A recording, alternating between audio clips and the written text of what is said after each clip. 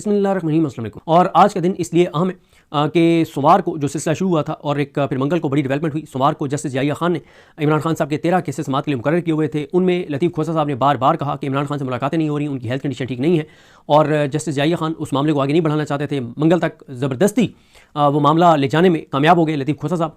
और सोमवार और मंगल के दरमियान एक बड़ी डेवलपमेंट ये हुई कि UN के 6 इदारों के नुमाइंदों के साथ जस्टिस याहिया खान की एक मुलाकात होती है। मंगल गैर मामूली एक चीज़ होती है। पहली मरतबा जब से इमरान खान नाहक कैद हुए 900 और तकरीबन को 20-21 दिन हो गए और उसके बाद से पहली मरतबा किसी भी वकील को अदालती नुमाइंदा मुकर्रर करके, और वकील भी वो जो इमरान खान का वकील है, उनको इमरान खान के सेल तक जाने की इजाज़त दी जाती है। इमरान खान को मिलने वाली सहूलियात के ऊपर रिपोर्ट देने की कहा जाता है। उनको सेहत के हवाले से उनकी क्या सूरत हाल है उसके हवाले से रिपोर्ट देने का कहा जाता है। तो उसके बाद मंगल के दिन सुहेल सलमान सफदर साहब जाते हैं और मंगल को वो जाने के बाद बुध को कल जो अब दिन गुजर गया बुध को, वो सुप्रीम कोर्ट ऑफ पाकिस्तान में एक बंद लिफाफे में रिपोर्ट जमा कराते हैं। अब आज बंद लिफाफा सुप्रीम कोर्ट में खोला जाएगा। अब जाहिर है, अंडरस्टूड है कि इमरान खान साहब की सेहत तो ठीक नहीं है। इससे पहले आप देख लें कि इमरान खान साहब जब से नाहक कैद हुए हैं तब से लेकर आज तक कभी इमरान खान ने कंप्लेंट नहीं की कि उनकी तबीयत ठीक नहीं है। बल्कि मैं आपको एक बार ये बता चुका हूँ कि इमरान खान साहब की एक बार जब इमरान खान साहब थे अटक में, उनको बहुत बुरी हालात में रखा गया था। और जब फैमिली से इमरान खान साहब की बुशरा बीबी साहिबा से और वकीलों से जब पहली मुलाकात हुई तो इमरान खान साहब का फेस से वो बहुत डिस्टर्ब लग रहे थे और जाहिर है उस वक्त काफ़ी उनको मेंटली टॉर्चर किया गया था। तो वकला ने पूछा इमरान खान साहब से कि खान साहब क्या आप के फेस से लग रहा है कि आप कई रातों से सो नहीं पाए। तो इमरान खान ने कहा कोई ऐसी बात नहीं है। वकला ने बुशरा बीबी साहिबा से कहा, उन्होंने पूछा तो पहले वो नहीं बता रहे थे। उन्होंने कहा कि फिर उन्होंने बहुत ज़्यादा जब इसरार किया तो उन्होंने कहा ठीक है मैं बता देता हूँ, लेकिन ये बाहर ये बात नहीं करनी, यानी ये ना तासुर जाए कि मैं पता नहीं घबरा गया हूँ, मैं थक गया हूँ, मैं परेशान हो गया हूँ, तो इसलिए ये बात सख्ती से कह रहा हूँ कि ये बात बाहर नहीं जानी चाहिए। उस वक्त उन्होंने कहा था। ज़ाहिर है उस वक्त तो उसी वक्त गिरफ्तार हुए थे, चंद दिन हुए थे। तो इमरान खान साहब ने बताया कि उनको जो है वो सारी रात उनको मेंटली टॉर्चर किया जाता है। उनके सेल के सामने ऐसे लोगों को खड़ा कर दिया जाता है जो ऊंची ऊंची आवाज़ें लगाएं, बातें करें और मेंटली मुझे टॉर्चर करें।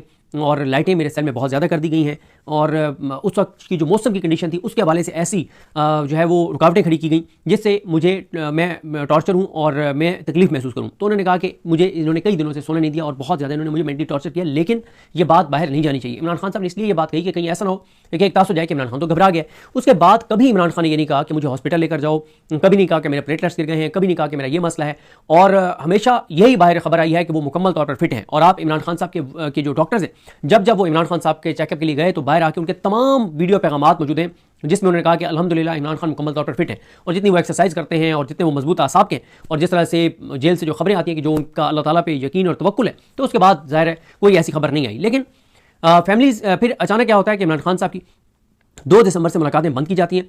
उसके बाद अचानक असदुल्ला खान साहब ये खबर ब्रेक करते हैं कि इमरान खान साहब को पिम्स लाया गया। उसके बाद एक भूचाल आता है और फिर हुकूमत इसकी तस्दीक कर देती है और इमरान खान साहब के डॉक्टर्स उस दिन से मुसलसल कह रहे हैं कि एक तो इमरान खान साहब के जो टेस्ट किए गए हैं उनकी रिपोर्ट नहीं दी गई कि कौन से टेस्ट हुए, फिर जो इंजेक्शन लगाया गया है वो कौन सा लगाया गया है, किस डॉक्टर ने लगाया, और फिर डायग्नोज अब तक नहीं हो सका कि वो जो क्लॉटिंग है उनकी वेन में, वो क्लॉटिंग की वजह क्या है। खुदा न खास्ता ब्लड प्रेशर है, कोई और इशू है, वजह डायग्नोज नहीं हो सकी, वो इंपॉर्टेंट है। बार बार इमरान खान साहब के डॉक्टर्स कह रहे हैं और इमरान खान साहब के तक उनके डॉक्टर्स को एक्सेस नहीं दी जा रही। तो इसलिए फिर ये एक बड़ी डेवलपमेंट थी। इस दौरान महमूद चकज़ई साहब, अल्लामा राजा नासिर अब्बास साहब, सलमान मुनाजा साहब, सुहेल अफरीदी साहब, अरकान असम्बली, ये सब सुप्रीम कोर्ट ऑफ पाकिस्तान जाते हैं, दबाव बढ़ाते हैं और उसके बाद फिर ये केसेस लगते हैं और ये सारी चीज़ हो जाती है।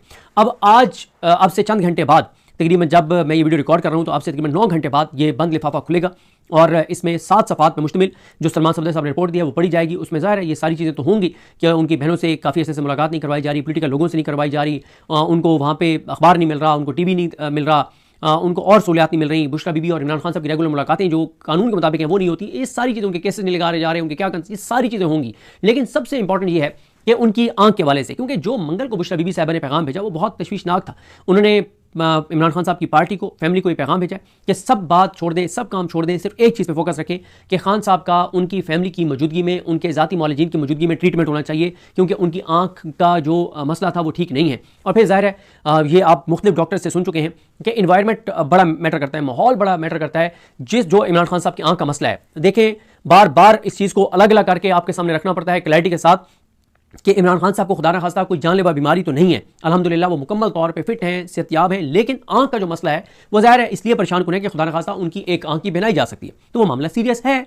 आंख की बहनाई, आप देखें ना, अब मुझे आपको खुदा ना खास्ता बैठे बैठे धुंधला नजर आने लग जाए तो आप एक पैनिक में आ जाते हैं और फौरन भागते हैं डॉक्टर के पास कि मुझे आंख से क्यों धुंधला नजर आ रहा है। आप एक मिनट नहीं बैठते, अब फौरन डॉक्टर के पास जाते हैं। और यहाँ पे सूरत हाल सामने है कि 2 हफ्ते तक इमरान खान कंप्लेंट करते रहे और उनको ट्रीटमेंट उनका नहीं कराया गया। जब डॉक्टर को बुलाया गया तो उसने कहा कि फौरन इनको हॉस्पिटल लेकर जाना पड़ेगा। उनको बहुत कहा गया कि आप यही करें, बताया गया कि उन्होंने कहा कि नहीं हॉस्पिटल में होगा, फिर उनको हॉस्पिटल लाया गया और 900 दिनों के बाद उनको हॉस्पिटल लाया गया। 900 दिन नाहक कैद के बाद उनको हॉस्पिटल लाया गया। इससे पहले कभी नहीं ऐसे हुआ।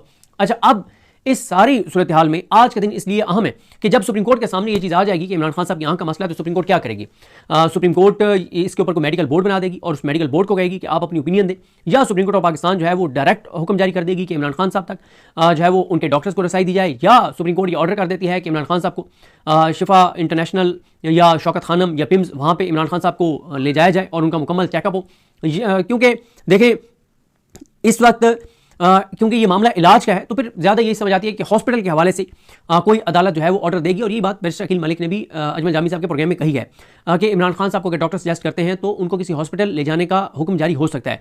अच्छा, अब इसी दौरान जब ये बात पता चल चुकी है कि इमरान खान साहब की आंख का बड़ा सीवियर इशू है और पहले उसको मिस हैंडल किया गया और इमरान खान की जान से खेलने के मुतरादिफ है कि उनकी आंख की बिनाई से खेलने के मुतरादिफ है कि 2 हफ्ते तक वो कंप्लेंट करते रहे, उनका ट्रीटमेंट नहीं करवाया गया। तो अब ये किया गया जनाब, अब ये एक टाउट्स के जरिए एक नैरेटिव बनवाया जा रहा है कि डील हो गई है जी। यानी अब जब ये बात इस्टेब्लिश हो चुकी है कि उनकी जान के साथ खेला जा रहा है, उनकी आंख की बिनाई के साथ खेला गया, एक जुर्म किया गया, ये बहुत बड़ा जुर्म है जो किया गया कि उनको प्रॉपर सहूलियात नहीं दी गई, टाइम पर उनका इलाज नहीं कराया गया। और अभी भी जो उनका इलाज कराया जा रहा है किसी को कुछ पता नहीं है, उनके जाती मुअल्लिजीन को कुछ पता नहीं है, उनके डॉक्टर्स बहुत परेशान है। डॉक्टर आसिम यूसुफ वगैरह के हमें एक्सेस दी जाए, हम चेक करें कि इमरान खान का मेडिकली क्या ऐसा इशू है कि जिस वजह से क्लॉटिंग हुई है, तो वो नहीं है। तो एक टाउट्स के जरिए बयानिया बनवा दिया गया है कि कोई डील हो रही है। देखें, अब आते हैं हम इन चीज़ों के ऊपर। एक भूचाल भरपा है शहर इक़्तिदार में। आज की समात तो आम है और हो सकता है कि आज की समात में हो सकता है कि सोहेल आफरीदी साहब जो है वो भी आज की समात में आ जाएं, ये मुमकिन है। तो अब आज जो भी चीज़ होगी वो तो आप तक उस वक्त हम पहुंचा देंगे सुप्रीम कोर्ट में कि क्या हुआ है। लेकिन जो चीज़ें कुछ ऐसी हुई हैं जिस वजह से एक तासुर बन रहा है कि कुछ ना कुछ इस्टेब्लिशमेंट के रवैये में तब्दीली आई है, वो सारी चीज़ें मैं आपके सामने रखता हूँ कि क्यों इस्टेब्लिशमेंट के रवैये में तब्दीली कुछ नज़र आ रही है। अच्छा, इसके 3 पहलू हैं। पहला पहलू है कि क्या इस्टेब्लिशमेंट के रवैये में तब्दीली नजर आ रही है, तो उसका जवाब है जी बिल्कुल नजर आ रही है।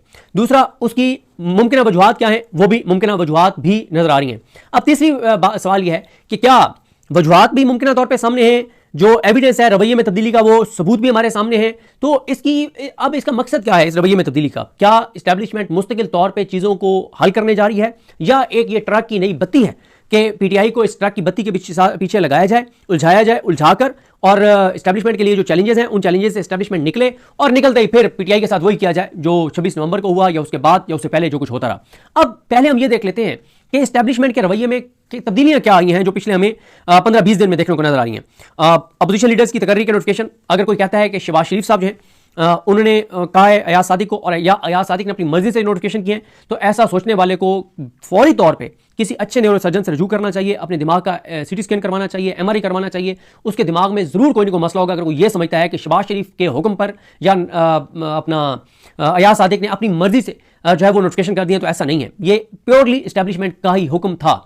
अच्छा, दूसरा क्या हुआ, फिर एक DJSPR एक ब्रीफिंग रखते हैं, उसमें उन यूट्यूबर्स को भी बुलाया जाता है जो इस वक्त सिस्टम के नापसंदीदा हैं। हबीब अकरम साहब को भी बुलाया जाता है, राय साकिब खरल साहब जाते हैं और बहुत असदुल्ला खान साहब जाते हैं और हमारे बहुत से दोस्त जाते हैं, उसमें मुझे भी जो है वो बुलाया जाता है। तो ये भी एक गैर मामूली चीज़ थी कि इतने अरसे बाद उन लोगों को भी बुलाया गया जो कि जिनको गद्दार समझा जाता था।